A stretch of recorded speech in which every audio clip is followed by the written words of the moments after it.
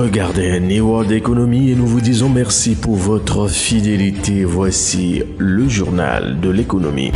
À l'issue de la 143e session de son conseil d'administration, la Banque ouest-africaine de développement, l'institution financière sous-régionale, a approuvé l'allocation de 6 milliards de francs CFA destinés à renforcer l'électrification rurale. Avec ce nouveau financement, ce sont des localités qui seront impactées à travers l'extension du réseau de distribution en ligne avec l'ambition de couverture universelle en électricité portée par le gouvernement togolais à l'horizon 2030. En 2023, le taux de couverture était de 66%. Le financement permettra d'injecter 9,3 gigawattheures supplémentaires dans le réseau dès la première année. 35 000 habitants pourraient avoir accès à l'électricité. Les travaux devraient permettre la création de plus de 600 emplois directs et indirects.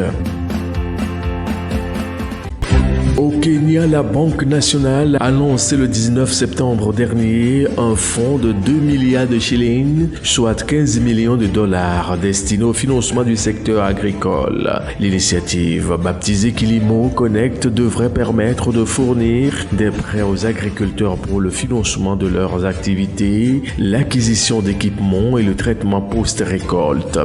Cette solution financière prévoit également des interventions et la formation des agriculteurs pour promouvoir l'adoption de solutions agricoles axées sur les nouvelles technologies.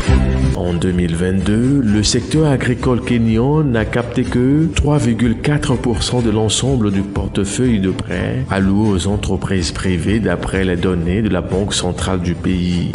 L'institution financière a attribué cet accès limité aux prêts bancaires à l'impact de la sécheresse sur l'activité agricole, affectant la capacité des agriculteurs à gérer leurs prêts ou à en contracter de nouveaux. Au point 3 de l'actualité économique, notez que réunie en conseil d'administration le 20 septembre, la Banque ouest-africaine de développement BOAD a approuvé une ligne de crédit de 10 milliards de francs CFA pour Ecobank au Burkina en soutien à la campagne cotonnière 2024-2025 lancée en mai dernier. Ce financement destiné au refinancement partiel des sociétés coopératives simplifiées des producteurs de coton dans la zone Sofites devrait faciliter l'accès aux intrants tels que les semences et les engrais nécessaires à la culture du coton. L'objectif de cette facilité est d'améliorer l'accès au financement d'environ 1100 coopératives, soit près de 23 000 chefs d'exploitation, dont 400 femmes dans la zone Sofites qui couvre principalement les régions de l'ouest et du sud-ouest, principale zone de production cotonnière du Burkina Faso, avec une superficie totale d'environ 3 millions d'hectares. La campagne cotonnière débutée en mai 2024 est un enjeu important pour le Burkina Faso. Au Sénégal, la production d'électricité a positivement progressé depuis le début de l'année. Les chiffres communiqués par l'Agence de la statistique et de la démographie montrent en effet une augmentation de 2,3% entre mai et juin 2024. Cette évolution est attribuée à l'augmentation de 7,6% de la production de la Société nationale d'électricité au Sénégal, tandis qu'en parallèle, les achats d'énergie auprès d'autres producteurs n'ont connu qu'une légère hausse de 1%. En glissement annuel, la production totale d'électricité de la Sénélec a augmenté de 16,1%. Une performance qui reflète une tendance positive à long terme marquée par une progression de 15,8% sur les 6 premiers mois de 2024 par rapport à la même période en 2023.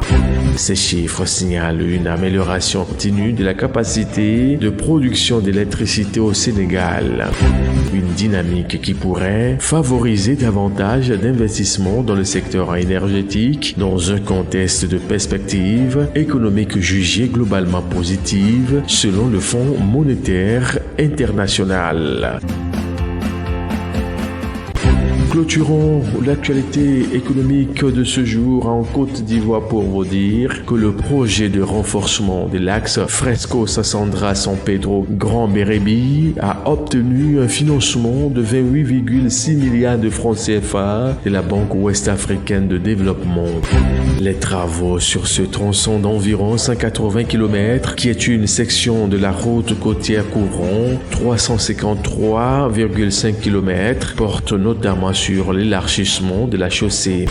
Certaines sections partiellement achevées avaient été opérationnelles dans le cadre de la dernière Coupe d'Afrique des Nations. Le projet fait partie d'un plan national des transports élaboré en 2011 et dont l'objectif est densifier le réseau routier. Construite depuis 1991, la route qui relie Abidjan à San Pedro constitue une infrastructure majeure de mobilité et d'échange pour la Côte d'Ivoire. À terme, la modernisation de la route côtière stimulera tous ces secteurs clés de l'économie nationale. Elle permettra aussi de réduire les coûts et temps de trajet entre les deux grandes villes.